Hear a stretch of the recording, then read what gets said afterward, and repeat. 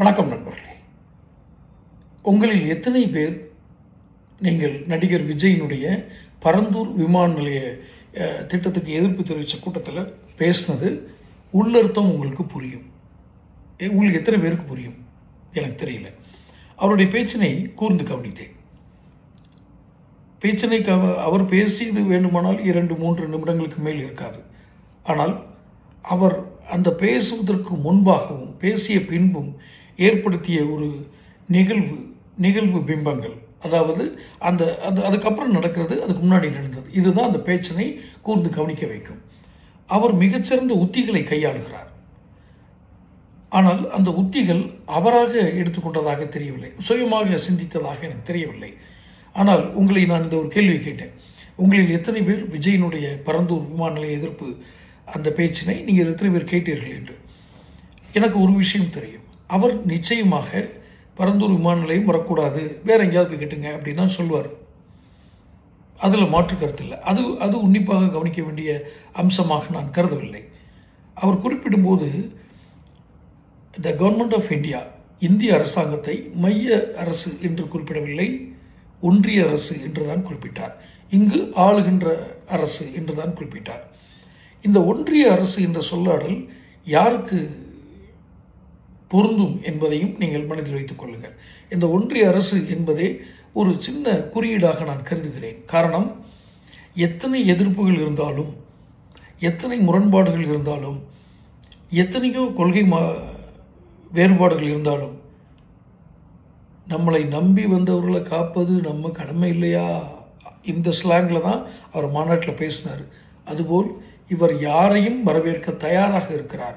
ஏனென்றால் முதல் தேர்தல், அவர் சந்திக்கிற முதல் தேர்தல், அவர் தீர்மானித்து இந்த தேர்தலில் பங்கெடுப்போம் என்று கூறியதால் முதல் தேர்தல் எது? இந்த 2026 தேர்தல். இந்த முதல் தேர்தலில் அவர் நிச்சயமாக வெற்றி கணக்கை துவங்க வேண்டும். சீமான் அவர்கள் போல் அவர் இருக்க முடியாது. சீமானுக்கு அரசியல் இது வேற.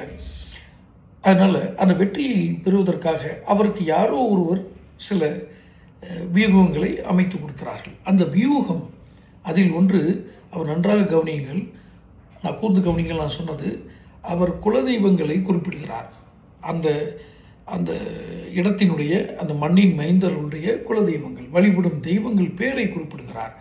இது ஒரு வித்தியாசமான அணுகுமுறை. இதில் நிச்சயம் வாக்குகள் சேகரிக்க வாய்ப்பு உண்டு. நான் என்னுடைய சேனலில் இன்னைக்கு இதுக்கு முன்னாடி இந்த வீடியோஸ் பார்த்தீங்கன்னா, இந்த விஜய்க்கு இன்னமும் ஒரு கேள்வி, விஜய் பதில் சொல்லாத ஒரு கேள்வி இருக்கிறது. என்ன?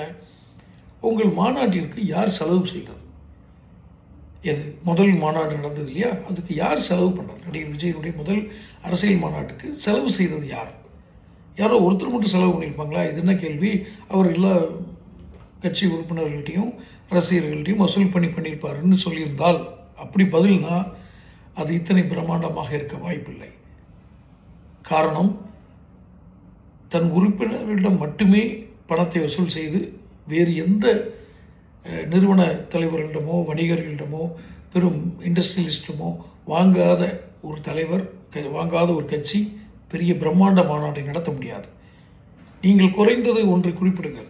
அவருக்கு பவுன்சர்ஸ் என்று சொல்கிற பாதுகாவலர்கள், அவர்களுக்கு மட்டுமே அவர் பல எனக்கு தெரிந்து கோடி ரூபாய்கள் கூட அவர் செலவழிக்க வாய்ப்பு இருக்கிறது. காரணம், அத்தனை பேரும் பாதுகாப்புக்காக நிறுத்தப்பட்டிருக்கிறார்கள். இதில் ஒன்றும் தவறில்லை. ஆனால் அவர் அந்த பரந்தூர் விமான நிலைய எதிர்ப்பு பேச்சில் என்ன குறிப்பிடுகிறார்? உங்களுடைய குலதெய்வத்தை நான் அறிவேன், நான் 900 சொச்ச நாட்களை கடந்து நான் இங்கு வந்திருக்கிறேன், ஒரு சிறு பையன் ஏதோ பேசிய பேச்சு தான் எனக்கு பொறி தட்டியது என்றெல்லாம் கூறுகிறார். அதுக்காக அவர் சின்ன பிள்ளை பேச்சை கேட்டுட்டு வந்துட்டார்னு சொல்ல முடியாது. ஆனால் இன்னொன்று கவனியுங்கள், ஒரு அடுத்த தலைமுறை, அவருடைய வயது 40+50 நெருங்கி இருப்பார் யார்? விஜய். ஒரு தலைமுறை எப்படி வருகிறது பாருங்கள். முழுமையான தமிழ் மீடியத்தில் படித்தவர் போல் அவர் பேசவில்லை. இது என்னைய பேச்சு? அவர் என்ன பேசினார்னு பாருங்க. அவர் தமிழ் மீடியத்தில் படித்தாரா, இங்கிலீஷ் மீடியத்தில் படித்தாருங்கிறது என்ன கேள்வின்னு சிலர் கேட்கலாம். மிக நுண்ணியமாக ஒரு விஷயத்தை நீங்கள் புரிந்து கொள்ளுங்கள். ஒருவருடைய தாய்மொழியில் சிந்திப்பதால் மட்டுமே அவர் நல்ல சிந்தனையாளராக வர முடியும். நல்ல சிந்தனையாளர்கள், நல்ல கருத்தியலாளர்கள், வலிமையான சித்தாந்தங்கள் கொண்டவர்கள் மட்டுமே அரசியலுக்கு வர வேண்டும். இப்படி ஏதாவது எனக்கு நடிகர் விஜயனுடைய பேச்சில் இருக்கிறதா என்று தெரியவில்லை. ஆனால் ஒன்றை ரொம்ப சாமர்த்தியமாக அவர் குறிப்பிட்டார். நான் வளர்ச்சிக்கு எதிரானவன் இல்லை. இங்கே இருப்பவர்கள் நடிக்கிறார்கள், நம்புவது போல் நடிப்பதில் இவர்கள் வல்லவர்கள். நீங்கள் என்ன பண்ணுறீங்க? நீங்கள் வாழ்க்கை முறை தானே பண்ணீங்க.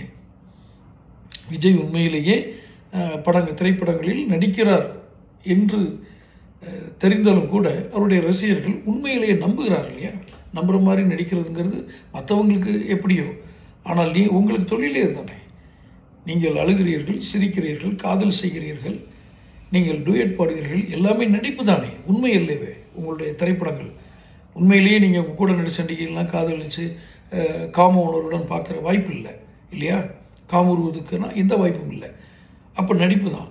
ஆனால் ரசிகர்கள் நீங்கள் நடிக்கிறீர்கள் என்பதை புரிந்தாலும் ஆனால் ரசிக்கிறார்கள் என்றால் நீங்கள் நம்பும்படியாக நடிக்கிறீர்கள். அரசியல் அப்படி செய்கிறவங்களை குறை சொல்றீங்க, எடுத்துக்கிறோம். அது ஒன்றும் தவறான குற்றச்சாட்டு அல்ல. ஆனால் நீங்கள் என்ன செய்ய போகிறீர்கள்? நீங்கள் எந்த சித்தாந்தத்தின் அடிப்படையில் நீங்கள் இந்த அரசியலுக்குள் நுழைகிறீர்கள்? நீங்கள் பேசுவதையெல்லாம் கேட்பதற்கு ஒரு கூட்டத்தை தயார் செய்து வைத்திருக்கிறார்கள் என்றுதான் எனக்கு தோன்றுகிறது. இது தமிழ்நாட்டினுடைய ஒரு, இன்னும் சொல்ல போனால் மிகப்பெரிய ஒரு குறைபாடு, பின்னடைவாக நான் கருதுகிறேன்.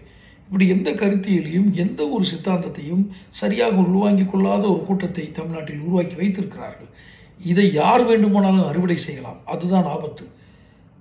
விளைந்த விளைநிலம், பயிர்கள் செழிப்பாக வளர்ந்திருக்கிறது, அதாவது வாக்காளர்கள், மனித வளம். ஆனால் இதை யார் வேண்டுமானாலும் அறுவடை செய்து கொள்ளலாம் என்பதுதான் இந்த வயல்வெளிக்கு இருக்கிற மிகப்பெரிய ஆபத்து. நான் சொல்வது அவர்கள் இந்த உண்மையான வயல்வெளி அதை நான் சொல்லலை, உங்களுக்கு புரியும். இந்த வாக்காளர்கள் கிட்டத்தட்ட 35 வயதிற்கு குறைவான வாக்காளர்கள் 1.25 கோடி பேர் இருப்பதாக புள்ளி விவரங்கள் கூறுகிறது. தோராயமாக நான் சொல்கிறேன். 1.25 கோடி. மக்கள் தொகையில் எத்தனை சதவீதம் பார்த்துங்க. தமிழ்நாடு மக்கள் தொகையில் 1.25 கோடி இளைஞர்கள் மட்டும் இருக்கிறார்கள். இந்த இளைஞர்களை மட்டுமே நீங்கள் 1.25 கோடி என்று இடைபட முடியாது. அவருடைய உறவினர், குடும்பம், நண்பர்கள் என்று அந்த வட்டாரம் விரியும். இதை குறிவைத்து தான் விஜய் இறங்குகிறார். எத்தனை ஒரு அப்பாவித்தனம் இந்த களத்தில் இருக்கிறது. யார் பேசினாலும் கைதட்டி ரசிப்போம், அதுவும் விசிலடித்து ரசிப்போம். இதுவல்ல. இங்கு கம்யூனிஸ்டுகள், உண்மையான கம்யூனிஸ்டுகள் தங்களுடைய வலிமையை இழந்ததினால் அவர்களை வலிமையிழக்க செய்து இந்த திராவிட கட்சிகள் அவர்கள் மீது குதிரையில் போகிறார்கள். கம்யூனிஸ்டுகள் ஒன்றும் வாக்குகளுக்கு குறைவானவர்கள் அல்ல, வாக்குகள் இல்லாத கட்சி அல்ல. நிச்சயமாக அவர்களுக்கு வாக்குகள் உண்டு. ஆனால் விஜய் போன்ற நடிகர்கள் உள்ளே வரும்பொழுது, நடிகர்கள் வரக்கூடாதா அப்படி இப்படிலாம் கேள்வி கேட்கலாம். பாதையை தேர்ந்தெடுக்காமலேயே பயணத்தை தொடங்கிவிட்டார் விஜய். அவர் யாருடன் வேண்டுமானாலும் கூட்டணி வைத்துக் கொள்வார். ஏனென்றால் அவர் பேச்சின் உள்ளர்த்தம் அதுதான். குலதெய்வங்களை குறிவைக்கிறார். நன்றாக பாருங்கள். ஒரு ஊரில் இந்த தெய்வத்தை வணங்குறாங்கன்ற செய்தி அவர் எடுக்கிறாருன்னா யாரோ பின்னில் ஒரு பெரிய ஸ்ட்ராட்டஜி வியூவர் இருக்காங்க, ஸ்ட்ராட்டஜிஸ்ட் இருக்காங்க. அவர் அந்த வழிமுறை வழிபாடு செய்பவர் அல்ல, குலதெய்வம் என்றால் செய்பவர் அல்ல, அவர் கிறிஸ்தவர். அதை நான் குறை கூறவில்லை. ஆனால் அதை கவனமாக கையாளுகிறார். அவருக்கு எங்கோ வியூகம் சரியாக அமைத்து கொடுக்கப்பட்டிருக்கிறது. நேற்று கூட நேரடி விவாதங்களுடைய நேரலையில் நான் பார்த்தேன். நிறைய பேருக்கு எரிச்சல் தான் வெளிப்பட்டது. அதாவது மாற்று கட்சியினர், விஜய்க்கு எதிரான கட்சியினர் அனைவருக்கும் எரிச்சல் தான் வெளிப்பட்டது. அவர்கள் ஒன்றும் இவருடைய பேச்சை ஒரு கருத்துக்களை விமர்சனம் செய்வதோ அப்படி செய்யவில்லை. எரிச்சல் துணியாக அவர்கள் வேறு எதையோ காரணங்கள் காட்டிதான் பேசினார்கள். விஜய்க்கு எதிராக பேசுவதற்கு அல்லது விஜயினுடைய கருத்துக்களை எதிராக பேசுவது பெரிய விஷயம் அல்ல. ஆனால் இவர்களுக்கு அந்த திராணி இல்லை. தமிழிசை போன்ற தலைவர்களே அந்த இதில் தோற்று போகிறார்கள். என்னென்னமோ பேசுகிறாங்க. விஜய் வேறு. நீங்கள் கவனிக்க தவறினால் விக்கெட்டுகள் பறிபோகும் ஒரு கிரிக்கெட் தளம் போன்றது விஜயினுடைய களம். அவர் அத்தனை பெரிய வியூக அமைப்பாளர் அல்ல. இருப்பினும் அவருக்கு பின்னால் யாரோ இருந்து சிறிய வியூகத்தை வைத்து இயக்குகிறார்கள். களம் வேறு மாறி திரும்பும். இங்கு கணிக்க இயலாத பந்துகள் எழும். விஜயிடமிருந்து சற்று கவனம் சிதறினாலும் இது இன்னும் தமிழகம் மோசமான ஒரு தலைமையை ஏற்கக்கூடிய நிலை ஏற்படும். திராவிட கட்சிகள் என்பது வேறு. இங்கு யாருக்கு மாற்று என்பதே தெரியாமல் மக்கள் குழம்பி இருக்கிறார்கள். இதை அறுவடை செய்வதற்கு இவர் ரெடியாக வருகிறார், மிகவும் தயாராக வருகிறார். கவனம். விஜயனுடைய பேச்சின் உள்ளர்த்தத்தை புரிந்து கொள்ளுங்கள். புரிந்து கொள்ளவர்கள் கமெண்ட் பாக்ஸில் போடுங்க. அடுத்தடுத்த வீடியோக்களை சந்திப்போம். சேனல் சப்ஸ்கிரைப் பண்ணுங்கள், நோட்டிஃபிகேஷன் பெல் பதிவு பண்ணுங்கள். அப்போ தான் உங்களுக்கு வீடியோக்கள் வந்து சேரும். இந்த வீடியோ பிடிச்சிருந்தா ஷேர் பண்ணிக்கங்க. நன்றி.